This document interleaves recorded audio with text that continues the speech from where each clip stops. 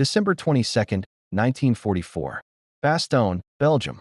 Beneath a sky heavy with snow, Brigadier General Anthony C. McAuliffe stood inside the headquarters of the encircled 101st Airborne Division. German artillery shook the frozen ground without pause, while exhausted American paratroopers clung to foxholes with dwindling ammunition, little food, and almost no winter clothing. Around them, nearly every road leading into Bastogne was controlled by advancing German forces determined to split the Allied front during the Battle of the Bulge. What none of the men outside realized was that a German delegation was approaching under a white flag. They carried a written demand from General Heinrich Freiherr von Luttwitz, ordering the Americans to surrender immediately or face complete destruction. The Germans believed resistance was hopeless. Outnumbered and surrounded, the defenders appeared to have only one logical choice. Inside the headquarters, the officers expected a formal response. Instead, McAuliffe glanced at the demand and uttered a single word: nuts. That brief reply would travel far beyond the snow-covered forests of Belgium, becoming one of the most unforgettable moments of World War II. This is the story of how one word shattered German expectations and helped define the spirit of Bastogne. When the German officers received the reply, they stared at the paper in confusion. The slang expression meant nothing to them. An American officer finally explained that it was the equivalent of saying, "Go to hell." The stunned delegation returned through the frozen battlefield, carrying not a surrender, but a rejection that would soon become legendary.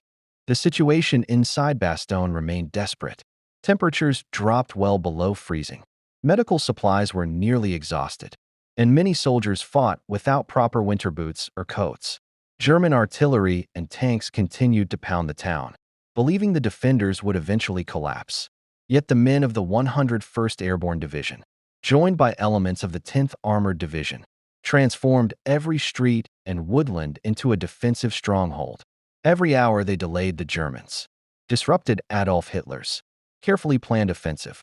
Weather proved to be another silent enemy. Thick clouds prevented Allied aircraft from delivering supplies or providing air support. Then, on December 23rd, the skies finally cleared.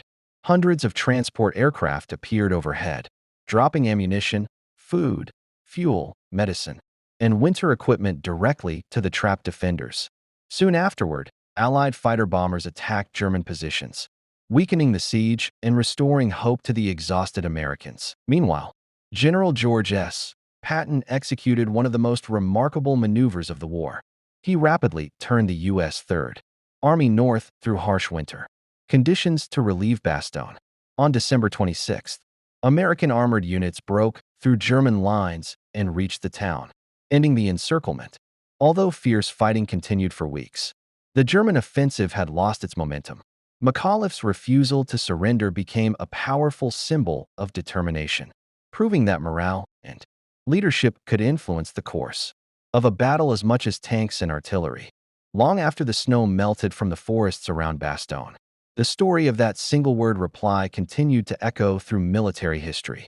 It was never just about clever language. It represented the confidence of soldiers who refused to surrender despite overwhelming odds, freezing weather, and relentless enemy attacks. Brigadier General Anthony McAuliffe remained forever linked to Bastogne, while the Battle of the Bulge became the last major German offensive on the Western Front.